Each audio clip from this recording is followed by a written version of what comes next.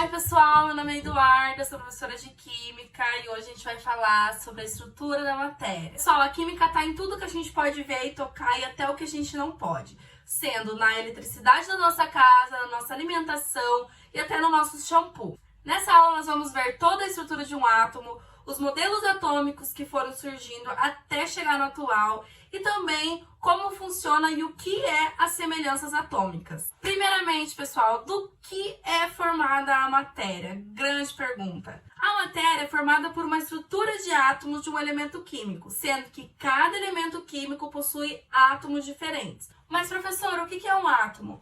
Gente, átomo é o que compõe toda a matéria. Tudo que a gente tem no mundo é formado de átomos. O que é um átomo? Vem comigo que eu vou te explicar. Um átomo, ele é formado por um núcleo, onde tem cargas positivas, chamadas de prótons, e cargas nulas, chamadas de nêutrons. Em volta desse núcleo, a gente tem a eletrosfera, que é essa parte aqui, onde estão distribuídas todas as cargas negativas, que são chamadas de elétrons. A primeira teoria que deu base para tudo isso que eu expliquei para vocês aqui surgiu com um cientista chamado Dalton. Ele concluiu com vários experimentos que o átomo era uma esfera, que ele era maciço, que ele era indestrutível e que ele era indivisível. E o modelo dele ficou conhecido assim, como bola de bilhar. Depois desse modelo que Dalton sugeriu, surge em 1887 o modelo de Thomson, que é esse daqui, chamado de pudim de ameixas. No modelo de Thomson, realmente o átomo tinha uma forma esférica, mas dentro dele tinham cargas positivas e cargas negativas distribuídas uniformemente. Depois de alguns anos, surge o modelo planetário de Rutherford, que era composto por um núcleo com partículas positivas, e em volta desse núcleo ficavam as partículas negativas. Esse modelo atômico ficou conhecido como modelo planetário, como se fosse o nosso próprio sistema solar. Em volta do núcleo, os planetas, e sendo o núcleo o Sol, e os planetas girando em torno dele. E por último, e mais atual, surge o modelo de Bohr, onde ele qualificou que o modelo de Rutherford era realmente o mais adequado. Porém, ele organizou essas camadas, onde ficariam os elétrons, em níveis de energia, chamadas de K, L, M, N, O e P e o Q. Então, pessoal, o que a gente conclui com isso? Que um átomo ele é formado por um núcleo onde tem cargas positivas e cargas neutras, e em volta desse núcleo existe uma eletrosfera onde estão distribuídas as cargas negativas, que são chamadas de elétrons. Diante disso, pessoal, a gente forma um elemento químico. Professora, mas o que é um elemento químico? Pessoal, o elemento químico nada mais é do que a junção de vários átomos iguais, com o mesmo número atômico, ou seja, com o mesmo número de prótons. Cada elemento químico tem o seu número atômico, equivalente ao número de prótons, o seu número de massa e o seu número de nêutrons. Aqui a gente pode ver um exemplo do elemento químico carbono, aonde o número de massa dele é 12 e o número atômico dele é 6. Ou seja, o número de prótons dele é igual a 6. Professora, como que a gente sabe o número de nêutrons? O número de nêutrons ele pode ser calculado com essa fórmula aqui também. 12 é o número da massa, então 12 vem aqui. O 6 é o número atômico, ou seja, o número de prótons. Então vai lá o igual e vai o 6. O N, que é o número de nêutrons, a gente não sabe qual é. Então vamos fazer a continha aqui, gente.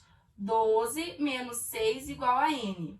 Então o N a gente conclui que é 6.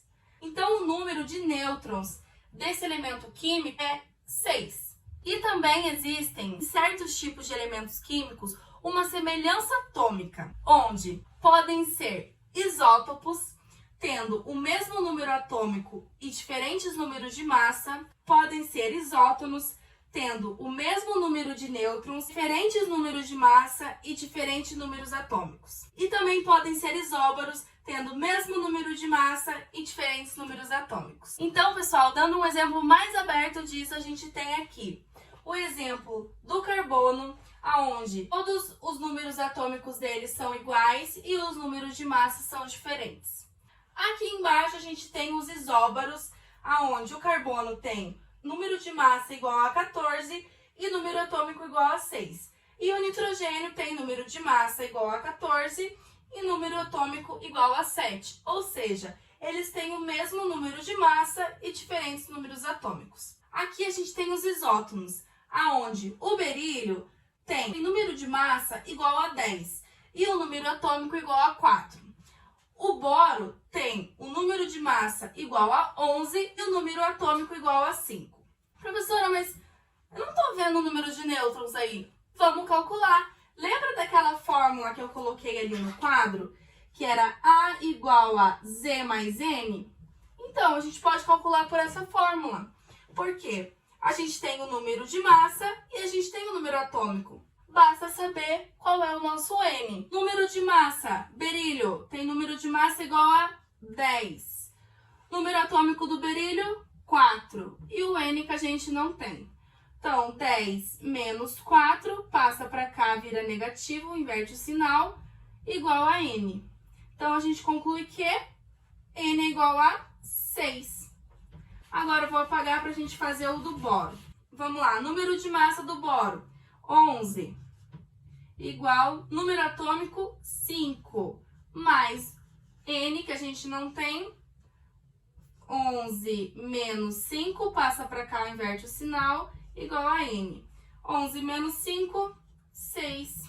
Então, a gente conclui que tanto o berílio, tanto o boro tem número de nêutrons igual a 6. Ou seja, eles são isótopos, pois têm o mesmo número de nêutrons. Aqui, pessoal, eu coloquei um exemplo para vocês entenderem melhor como funciona o átomo, o elemento químico e a molécula. Do átomo, a gente forma o elemento químico, do elemento químico a gente forma a molécula. Tá bom, pessoal? Essa foi a aula de hoje, espero que vocês tenham gostado e até a próxima aula.